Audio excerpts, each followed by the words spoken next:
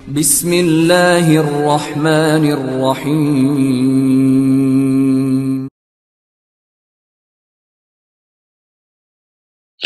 اب میں اہل سنت والجماعت کی طرف دیکھتے ہیں کہ وہ اس کی تفسیر میں کیا کہتے ہیں۔ یہ تفسیر ابن کثیر ہے، جلد نمبر 5 ہے اس کی، میرے پاس جونا گڑی صاحب کا ترجمہ ہے۔ حافظ ابن کثیر اس کی تفسیر میں لکھتے ہیں کہ اوپر کی آیتوں میں جنت کی نعمتوں کا ذکر کر کے بیان فرمایا ہے کہ ایماندار نیک کار بندوں کو اس کی بشارت ہو، پھر اپنے نبی سے فرماتا ہے کہ قریش کے مشرکین سے کہہ دو کہ اس تبلیغ پر اور اس تمہاری خیر خواہی پر میں تم سے کچھ طلب تو نہیں کر رہا، تمہاری بھلائی تو ایک طرف رہی، تم اگر اپنی برائی سے ہی ٹل جاؤ اور مجھے رب کی رسالت پہنچانے دو اور قرابت داری کے رشتے کو سامنے رکھ کر میری ایذا رسانی سے ہی رک جاؤ تو یہ بہت ہے۔ صحیح بخاری میں ہے کہ حضرت ابن عباس سے اس آیت کی تفسیر دریافت کی گئی تو سعید ابن جبیر نے کہا اس سے مراد قرابت آل محمد ہے۔ یہ سن کر آپ نے فرمایا تم نے اجرت سے کام لیا، سنو قریش کے جس قبیلے سے جتنے بھی جس قدر قبیلے تھے سب کے ساتھ حضور کی رشتہ داری تھی، تو مطلب یہ ہے کہ تم اس رشتہ داری کا لحاظ رکھو جو مجھ میں اور تم میں ہے۔ وہ آگے وہ فرماتے ہیں کہ مجاہد، اکرمہ اور قتادہ اور سدی وغیرہ نے بھی یہی کہا ہے۔ اچھا، آگے وہ اس کی تفسیر کو مزید یعنی کامل کرنے کے لیے وہ فرماتے ہیں کہ یہ جو اس میں ہے کہ اہل بیت کے اطہار سے جو ہم تفسیر بیان کرتے ہیں، یہ فرماتے ہیں کہ یہ تفسیر کیوں نہیں ہو سکتی۔ وہ اس کی ریزن دیتے ہیں، وہ کہتے ہیں کہ اصل میں وہ اس کی تفسیر اس لیے نہیں ہو سکتی، وہ فرماتے ہیں اس لیے کہ یہ سورت مکی ہے، پھر جو واقعہ حدیث میں مذکور ہوا جو اہل سنت کی روایات میں بھی ہے، اہل بیت سے مودت کرو، اس واقعے میں اور اس آیت میں کچھ ایسی زیادہ ظاہر مناسبت بھی نہیں۔ ایک روایت میں ہے لوگوں نے پوچھا اس آیت سے مراد کون ہیں جن کی محبت رکھنے کا ہمیں حکم باری تعالیٰ ہوا ہے، آپ نے فرمایا جناب سیدہ سلام اللہ علیہا اور ان کی اولاد، لیکن اس کی سند ضعیف ہے، اور وہ فرماتے ہیں کہ اس جیسی حدیث بھلا اس کی روایت سے کیسے مان لی جائے، پھر مدینے میں آیت نازل ہونا ہی یہ بعید ہے، حق یہ ہے کہ آیت مکی ہے، اور مکہ شریف میں تو جناب سیدہ سلام اللہ علیہ کا عقد ہی نہ ہوا تھا، اولاد کیسی؟ آپ کا عقد تو حضرت علی علیہ السلام کے ساتھ جنگ بدر کے بعد 2 ہجری میں ہوا تھا۔ بس وہی تفسیر صحیح ہے جو حضرت عبداللہ ابن عباس نے بیان کی۔ یہ میں نے اہل سنت سے بھی بیان کر دی کہ آخر ان کا نقطہ نظر کیا ہے۔ اس میں حافظ ابن کثیر فرماتے ہیں کہ اس آیت میں جو حق طلب کیا، جو محبت کا مودت کا مطالبہ کیا جا رہا ہے، یہ نبی خاتم صلی اللہ علیہ وسلم مسلمانوں سے نہیں کر رہے ہیں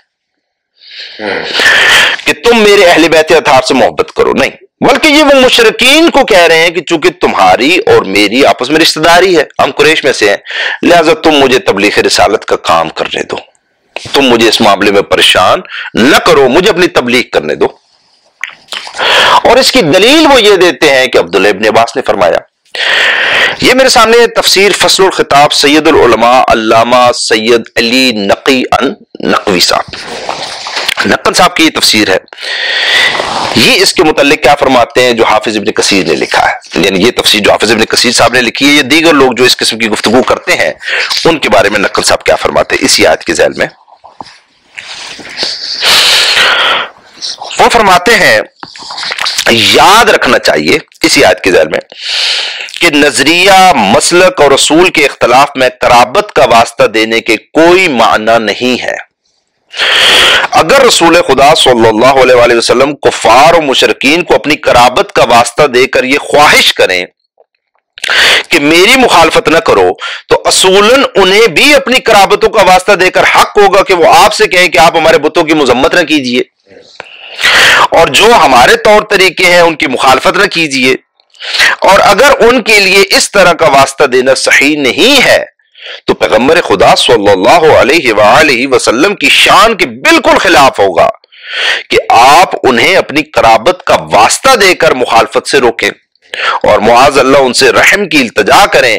آپ بطور خود بھی ایسا نہیں کر سکتے، چہ جائیں گے کہ اللہ آپ کو اس پر معمور کر دے۔ نقل صاحب فرماتے ہیں کہ یہ کیسے ہو سکتا ہے کہ اللہ انہیں کہے کہ مشرکین کو کہو میں تمہارا رشتہ دار ہوں، میرا لحاظ کرو، تو وہ جواب میں کہیں گے کہ اگر رشتہ داری کی وجہ سے ہی لحاظ کرنا ہے تو پھر آپ ہمارا لحاظ کیوں نہیں کرتے؟ پھر آپ بھی اپنے مشن کو چھوڑ دیجئے, آپ بھی ہمارے بتوں کو برا بھلا کہنا چھوڑ دیجئے. اب نبی خاتم نے کیسے کہہ سکتے ہیں کہ نہیں میں رشتہ داری کی وجہ سے اپنے مشن کی تکمیل نہیں کروں گا, میں بتوں کو برا بھلا نہیں کہوں گا؟ کیونکہ نبی خاتم تو اسی لیے مبعوث ہوئے ہیں. اور اگر نبی خاتم رشتہ داری کی وجہ سے اپنے فریضے کو انجام دینے سے باز نہیں آئیں گے, نہیں رکیں گے, تو وہ کہیں گے اس رشتہ داری کی قسم اگر آپ نہیں مان رہے, اس رشتہ داری کی نسبت سے اگر آپ ہمارا لحاظ نہیں کرتے, تو یہ تقاضا آپ ہم سے کیوں کر رہے ہیں کہ ہم اس رشتہ داری کی وجہ سے آپ کا لحاظ کر جائیں؟ لہذا یہ تفسیر نبی خاتم کی طرف اس کی نسبت دینا یہ کوئی معقول بات نہیں ہے. آیت النقل صاحب مزید فرماتے ہیں, مزید اس آیت میں سے ایک شاہد پیش کرتے ہیں کہ جو مکتب اہل بیت میں تفسیر ہے وہی تفسیر ہے اس کی. وہ کیا فرماتے ہیں؟ تو آخر کے فقرات کو وہ کیا کریں گے, وہ کہتے ہیں کہ جب یہ لوگ اس آیت کی تفسیر کر رہے ہوتے ہیں کہ نبی خاتم نے مشرکین سے کہا, وہ کہتے ہیں یہ تفسیر بنتی نہیں. کیوں؟ وہ کہتے ہیں تو آخر کے فقرات کو وہ کیا کریں گے, جو کوئی نیک کام کرے گا تو اس میں بھلائی اور زیادہ عطا کریں گے, یعنی اللہ بڑا بخشنے والا ہے, قدردان. جبکہ قرآن مجید نے دوسرے مقامات پر صاف بتلایا ہے کہ مشرکین اور کفار کے اعمال جو کارہائے نیک کے قبیل سے ہیں سب رائگاں ہیں اور ان کا کوئی اجر نہیں. تو پھر یہ فقرات کفار اور مشرکین کے ساتھ تخاطب کے ذیل میں کیوں کر ہو سکتے ہیں؟ لیکن یہ تفسیر جس کی تائید میں خود بیان رسول صلی اللہ علیہ وآلہ وسلم موجود ہے, اور یاد رکھنا چاہیے کہ دوسری تفسیر کوئی ایسی نہیں جس کی موافقت میں خود پیغمبر خدا صلی اللہ علیہ وآلہ وسلم کی کوئی حدیث وارد ہوئی ہو. تو مطلب صاف ہے کہ یہی ذوی القربہ کی محبت وہ نیک کام ہے جس کی مناسبت سے کہا جا رہا ہے کہ جو کوئی نیک کام کرے گا ہم اسے اور زیادہ عطا کریں گے, یعنی اس شخص کے اعمال خیر میں برکت ہوگی اور ثواب میں اضافہ ہوگا, جو مومنین سے اللہ کا دوسرے مقامات پر بھی وعدہ ہے, اور ہمارے یہاں معصومین علیہ الصلوۃ والسلام کی حدیث اس کی تائید میں موجود ہے. نقل صاحب فرماتے ہیں, عابد بھائی ایک میں یہاں پر آپ کو ایک نقطہ بیان کروں. آیت تطہیر پر اہل سنت جب تشیع سے گفتگو کرتے ہیں, وہ اختلاف کرتے ہیں کہ اہل بیت سے کون مراد ہے. تو وہ اختلاف یہ کرتے ہیں کہ اہل بیت سے ازواج مراد ہے. آپ کو بھی ماشاءاللہ تجربہ ہے, آپ بتائیے ان کی سب سے بڑی دلیل کیا ہے کہ ازواج مراد ہے؟ ترتیب قرآن, ترتیب قرآن. وہ کہتے ہیں پہلے ازواج کا ذکر آ گیا, وہ کہتے ہیں جی ترتیب قرآن کو آپ دیکھو نا, آپ یہ کیوں دیکھ رہے ہو حدیثوں میں کیا آیا اور کن کو مصدیق قرار دیا, ترتیب قرآن کو دیکھو. یہ ان کی بحث صدیوں سے چل رہی ہے. عابد بھائی اس آیت کی تفسیر میں خود یہ ترتیب قرآن کیوں نہیں دیکھ رہے؟ یعنی آیت تطہیر میں تشیع سے ان کا تنازع چل رہا ہے کہ وہاں ازواج مراد ہے. ہم کہتے ہیں حدیث ہے, وہ کہتے ہیں نہیں ہے. ہم کہتے ہیں پھر, وہ کہتے ہیں اس لیے کہ ترتیب قرآن دلیل ہے. وہ دیکھو پہلے کیا لکھا ہے, وہ دیکھو بعد میں کیا لکھا ہے. اس آیت کے پہلے اور بعد میں کیا لکھا ہے, اس آیت کے پہلے اور بعد میں دیکھیے. بسم اللہ الرحمن الرحیم. یہ نقد صاحب کے میں ترجمہ پڑھ رہا ہوں. یہ آیت عابد بھائی ہے, میں آیت نمبر 22 اور 23 پڑھ رہا ہوں نا, یہ 23ویں آیت کا حصہ ہے. یہ جو آیت مودت ہے میں 22 اور 23 پڑھ رہا ہوں. تم دیکھو گے ظالموں کو خوفزدہ اس سے جو انہوں نے کیا اور اس کا خمیازہ انہیں اٹھانا ہے, اور جو ایمان لائے اور نیک اعمال کرتے رہے باغ بہشت میں ہوں گے. ان کے لیے وہ ہوگا جو وہ چاہیں ان کے پروردگار کے یہاں, یہی بڑا فضل و کرم ہے. یہ وہ خوشخبری ہے, یہ وہ ہے جس کی خوشخبری دیتا ہے اللہ اپنے ان بندوں کو جو ایمان لائیں اور نیک اعمال کرتے رہیں. کہیے میں تم سے اس پر کوئی معاوضہ نہیں مانگتا سوا صاحبان قرابت کی محبت کے, اور جو کوئی نیک کام کرے گا ہم اسے اس میں بھلائی اور زیادہ عطا کریں گے. یقیناً اللہ بڑا بخشنے والا قدردان ہے. یہ عابد بھائی میں نے 2 آیتیں پڑھی, بتائیے اس میں مخاطب کون ہے, کفار یا مسلمان؟ جی اس میں تو مخاطب ہے ہی صاحبان ایمان. مخاطب, جنت کا ذکر ہو رہا ہے, ان کے نیک اعمال کا ذکر ہو رہا ہے, ان کی نیکیوں کو بڑھانے کا ذکر ہو رہا ہے. یعنی آیت تطہیر میں آپ تشیع سے بحث کرتے ہیں, کہتے ہیں تشیع ترتیب قرآن کو کیوں نہیں مان رہے. ترتیب قرآن سے ہم تفسیر کریں گے, ہم روایتوں کو نہیں دیکھ رہے. تو ترتیب قرآن ہی ہمارے پاس سب سے بڑی دلیل ہے. اور یہاں آپ نے ترتیب قرآن کو کیوں فراموش کیا, کس دلیل پر فراموش کیا؟ گفتگو ساری صاحبان ایمان سے ہے, آپ کہہ رہے ہیں مشرکین کو کہہ رہے ہیں رسول خدا, اور ایسا تقاضا کر رہے ہیں جو تقاضا یعنی مناسب بھی نہیں ہے کہ ان کو کہیں کہ میری رشتہ داری کی وجہ سے نا جو میں کرتا ہوں مجھے کرنے دو. وہ کہیں کہ پھر ہماری رشتہ داری کی وجہ سے آپ چھوڑ ہی دیں اگر رشتہ داری بنیاد ہے. یہ کیوں کہہ رہے ہیں ایسا؟ وہ ابن کثیر نے لکھ دیا اپنی تفسیر میں. انہوں نے کہا اصل میں ابن عباس نے یہ فرمایا ہے، اس لیے ہم کہہ رہے ہیں. اچھا ابن عباس نے کیا فرمایا کہ یہ مکہ میں آیت نازل ہوئی مشرکین کے لیے. مکہ میں تو حضرت ابن عباس پیدا ہی نہیں ہوئے تھے،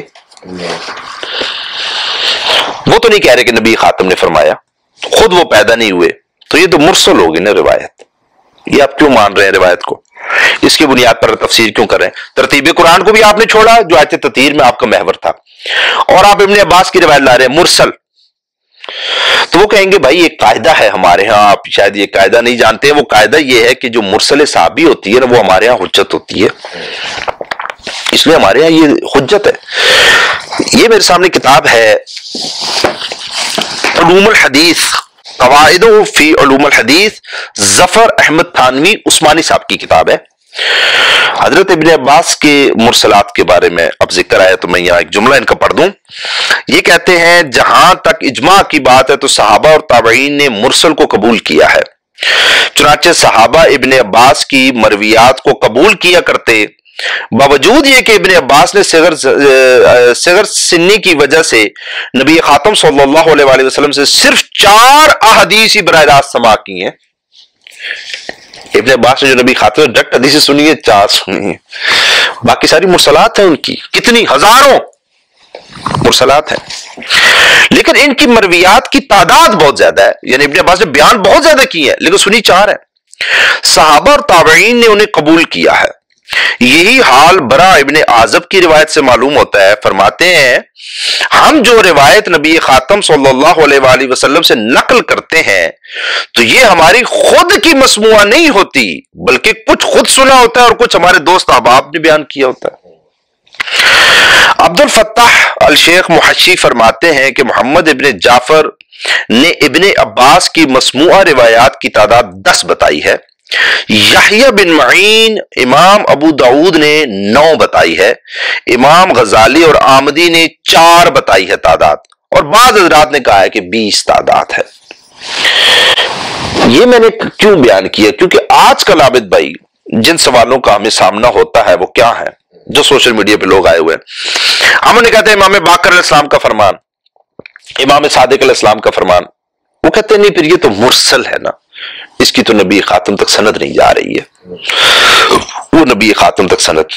تو میں نے آپ کو یہ مثال اس لیے دی کہ یہ ابن عباس کی سند نہیں گئی ہے نا نبی تک. وہ تو کہہ رہے ہیں 4 حدیثوں پہ گئی ہے صرف، باقی کوئی سند نہیں ہے.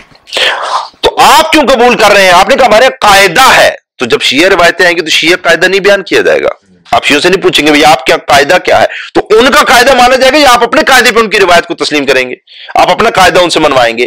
جیسے آپ کیا یہ قاعدہ ہے نا کہ مرسلات صحابی قبول ہوتی ہے، ہمارے ہاں جو امام ہوتا ہے وہ راوی حدیث نہیں ہوتا.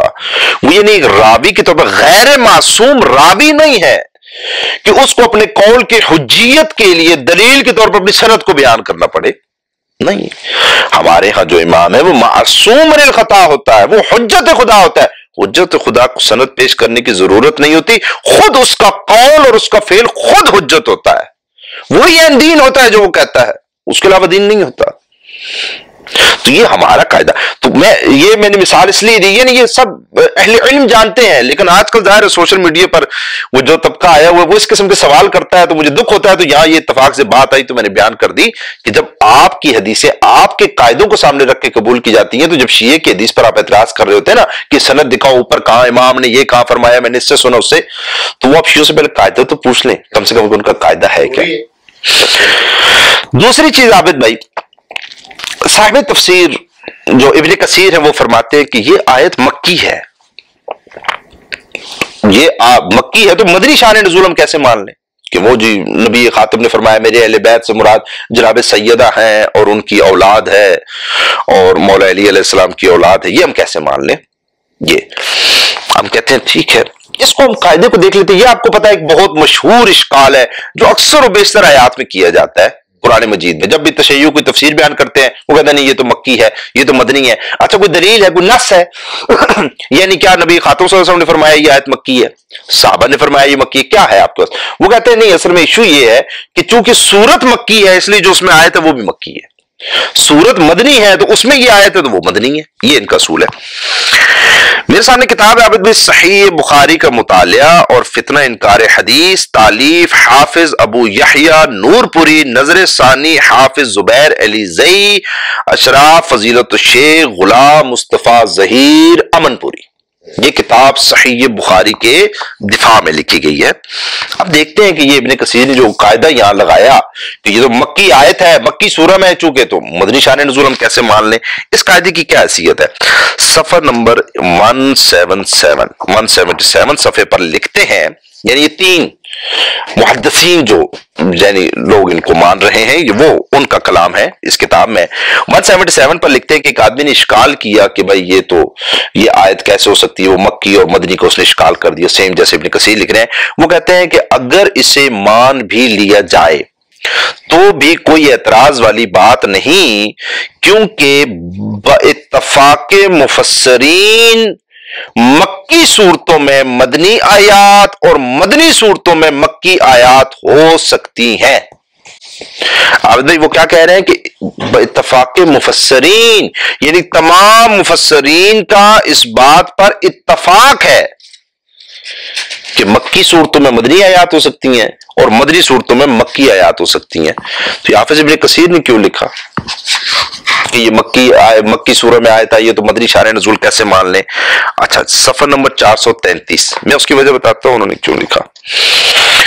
صفحہ نمبر 433 پر یہ کیا لکھتے ہیں اسی کتاب میں؟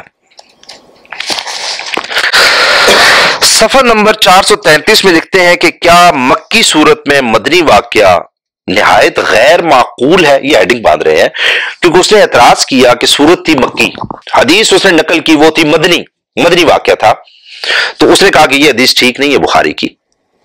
تو یہ جواب میں لکھتے ہیں کہ کیا یہ غیر معقول بات ہے؟ یہ لکھتے ہیں کہ پہلے ان کا اعتراض لکھتے ہیں نا میرٹھی صاحب نے کیا اعتراض کیا، آگے جواب دیتے ہیں۔ وہ کہتے ہیں کہ اس اعتراض سے صحیح بخاری کی صحت میں کوئی فرق نہیں آتا، البتہ خود ان صاحب کا علمی میدان میں ہیچ ہونا خوب واضح ہو گیا ہے۔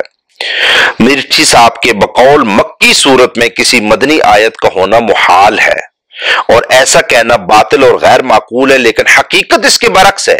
کاش کہ مرچی صاحب نے صحیح بخاری کی تفسیری روایات پر اعتراضات کرنے سے پہلے علوم القرآن پر لکھی گئی کتابوں کا مطالعہ کر لیا ہوتا۔ اگر وہ ایسا کرتے تو شاید یہ اعتراض کرنے کی شدید غلطی نہ کرتے، کیونکہ مکی صورتوں میں مدنی آیات کا ہونا اور مدنی صورتوں میں مکی آیات کا ہونا علوم القرآن کے مستقل باب ہے۔ جن علماء کرام نے علوم القرآن پر کتابیں لکھی ہیں انہوں نے اس بات کا خصوصی ذکر کیا ہے۔ سر دست ہم اس بارے میں کچھ علماء تفسیر کے اقوال پیش کرنے پر اکتفا کرتے ہیں۔ حافظ بغوی متوفی 510 ہجری اسی سورہ ہود کی تفسیر میں لکھتے ہیں یہ سورت مکی ہے سوائے اس فرمان باری تعالیٰ کے کہ یہ مدنی ہے۔ مشہور مفسر علامہ قرطبی متوفی 671 ہجری لکھتے ہیں کہ سیدنا ابن عباس اور امام قتادہ تابعی نے فرمایا کہ یہ سورت مدنی ہے سوائے ایک آیت کے، اور وہ یہ آیت ہے۔ علامہ سیوطی نے سورہ ہود میں سے 3 آیات کو مدنی قرار دیا، ان میں سے تیسری آیت یہی زیر بحث آیت ہے۔ پھر لکھتے ہیں کہ تیسری آیت کے مدنی ہونے کی دلیل وہ حدیث ہے جو بہت سی سندوں سے صحیح ثابت ہے کہ یہ آیت مدینہ میں صحابی رسول صلی اللہ علیہ وآلہ وسلم کے بارے میں نازل ہوئی تھی۔ مذکورہ علماء تفسیر کے علاوہ دیگر مفسرین مثلا علامہ خازن، ابن عادل، ابن عطیہ، شربینی وغیرہ نے بھی سورہ ہود کی اس آیت کو مدنی قرار دیا ہے۔ ان صورت مکی ہے، بیچ میں ایک آیت آ گئی، تمام مفسرین کو وہ حوالہ دے رہے ہیں، وہ کہہ رہے ہیں کہ یہ آیت مدنی ہے۔ دلیل مکی صورت میں مدنی آپ تو کہتے ہیں ہوتی ہی نہیں ہے، کہا نہیں ہے، دلیل کا روایت ہمارے پاس، کیونکہ جو روایت آئی تھی اس کا شان نزول یہ تھا۔ تو اب یہاں سے یہ جو قاعدہ ہے آپ کا کہ مکی صورت میں مدنی ہو ہی نہیں سکتی، تو یہ قاعدہ تو سب نے مانا ہی نہیں کبھی۔ وہ تو کہہ رہے ہیں اتفاق اس بات پر کہ مکی صورت میں مدنی آیتیں ہوتی ہیں۔ آگے لکھتے ہیں کہ لہٰذا مکی صورتوں میں مدنی آیات کی موجودگی کا انکار کرنا اور اس بنا پر صحیح بخاری کی حدیث پر اعتراض کرنا اصول تفسیر سے بے بہرہ ہونے کا منہ بولتا ثبوت ہے۔ یہ بات معلوم ہے کہ قرآن کریم تقریباً 23 برس کے عرصے میں حالات اور واقعات کی مناسبت سے نازل ہوتا رہا۔ کوئی عقل و شعور رکھنے والا مسلمان یہ دعویٰ نہیں کر سکتا کہ قرآن کریم کی موجودہ ترتیب وہی ہے جس ترتیب سے وہ نازل ہوا تھا، بلکہ لا محالہ یہ تسلیم کرنا پڑتا ہے کہ کسی موقع کی مناسبت سے کچھ آیات ایک مضمون کی نازل ہوتی تو آئندہ وہی میں کسی اور واقعے کی مناسبت سے کسی اور مضمون کی آیات نازل ہو جاتی تھیں۔ پھر رسول خدا صلی اللہ علیہ وآلہ وسلم اپنے اللہ تعالیٰ کی وحی کے ذریعے کاتبین وحی سے فرماتے کہ اس آیت کو فلاں صورت میں فلاں آیت کریمہ کے بعد رکھو۔ جب صورتحال یہ ہے تو اس میں بھلا اشکال ہی کیا ہے کہ مدینے میں نازل ہونے والی آیت، اس آیت کو آپ صلی اللہ علیہ وسلم نے مکی صورت میں رکھنے کا حکم دے دیا ہو۔ نمبر 2، یہ بھی عین ممکن ہے کہ یہ آیت 2 مرتبہ نازل ہوئی ہو، اور یہ بعید نہیں ہے، جیسا کہ بہت سے اہل علم نے اس کی صراحت کی۔ تعدد نزول عین حق ہے۔ شیخ الاسلام ابن تیمیہ ایک آیت کریمہ کے بارے میں بات کرتے ہوئے فرماتے ہیں یا یہ آیت 2 مرتبہ نازل ہوئی ہوگی، ایک مرتبہ ایک وجہ سے اور دوسری مرتبہ دوسرے سبب سے۔ علامہ سیوطی لکھتے ہیں اسے کئی مرتبہ نازل ہونے یا بار بار نازل ہونے پر محمول کر لیا جائے۔ نیز لکھتے ہیں ہم ان احادیث کے درمیان یہ تطبیق دیں گے کہ یہ آیت کئی مرتبہ نازل ہوئی ہے۔ علامہ زرکشی نے بھی کئی بار نازل ہونے والی آیات پر ایک مستقل عنوان قائم کیا ہے۔ اس کے تحت لکھتے ہیں بعض اوقات ایک آیت کو اس کی شان بڑھانے کے لیے 2 مرتبہ نازل کر دیا گیا ہے۔ پھر مثال کے طور پر وہ صحیح بخاری سے اس حدیث کو لکھتے ہیں کہ جیسا کہ صحیح بخاری میں یہ حدیث ہے۔ اب قارئین کو یہ معلوم ہو گیا کہ شبیر احمد اظہر نے جس طرح اصول حدیث سے ناواقف ہے اسی طرح اصول تفسیر سے بھی نابلد ہے۔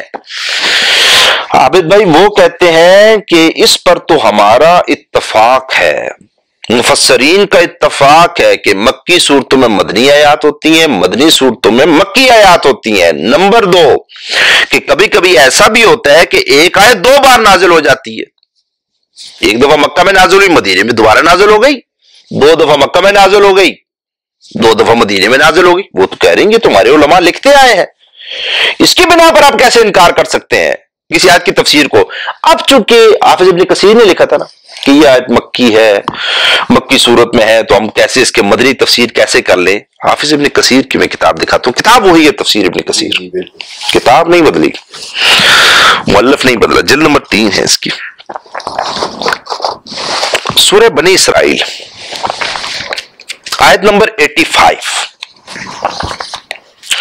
وَيَسْأَلُونَكَ عَنِ الرُّوحِ، یہ آیت ہے۔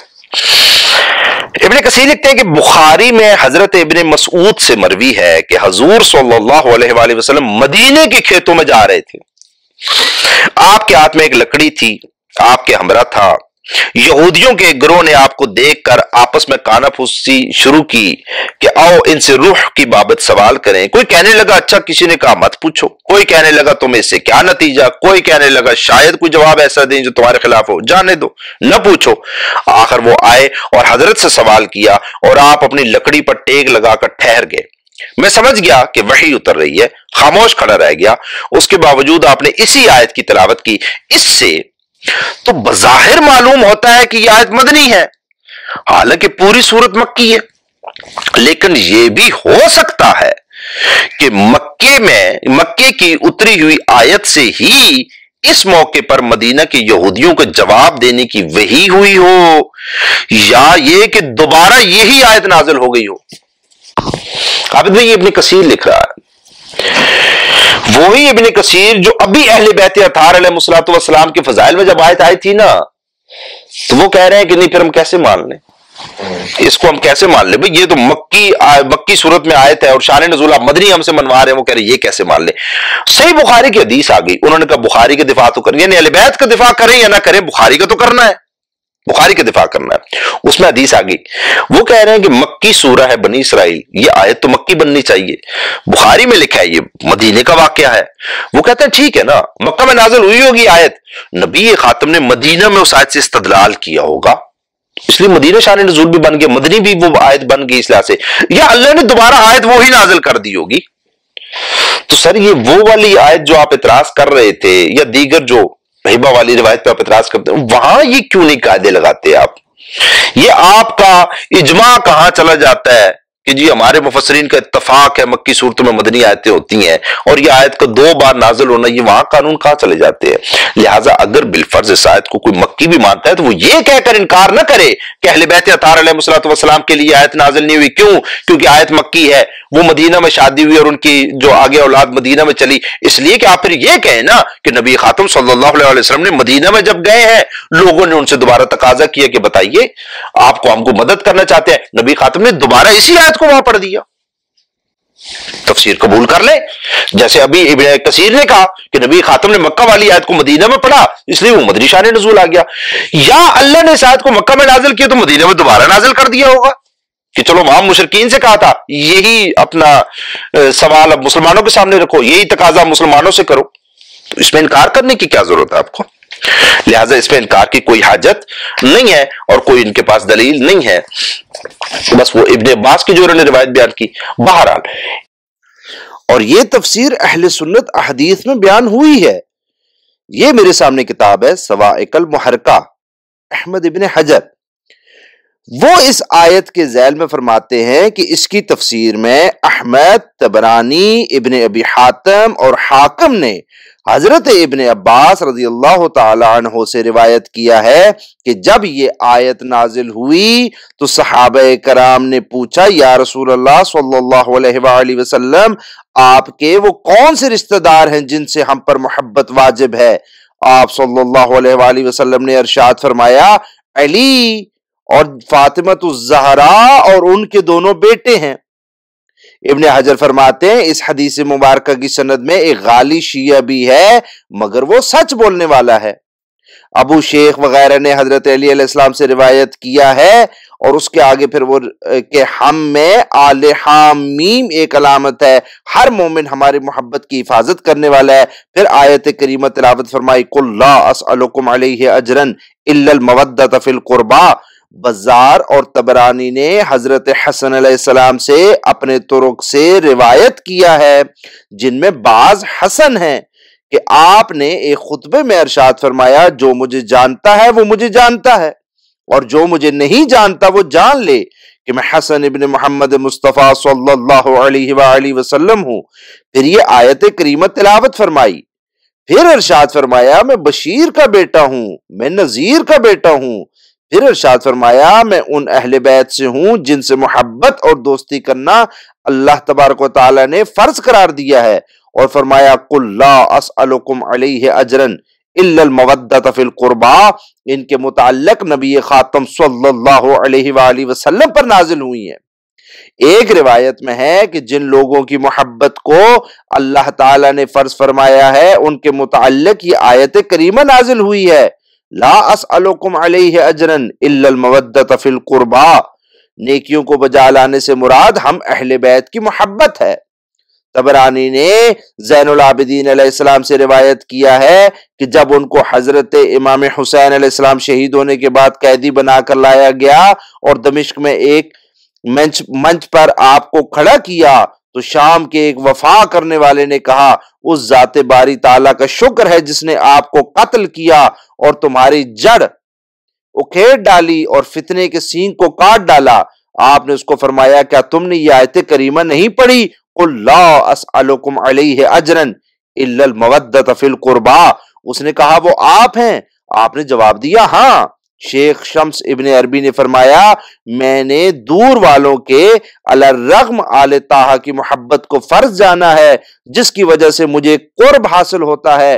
نبی کریم صلی اللہ علیہ وآلہ وسلم نے اپنی تبلیغ کے ذریعے ہدایت پانے پر علاوہ ازیں رشتہ داروں کے محبت کے اور کوئی اجر نہیں مانگا۔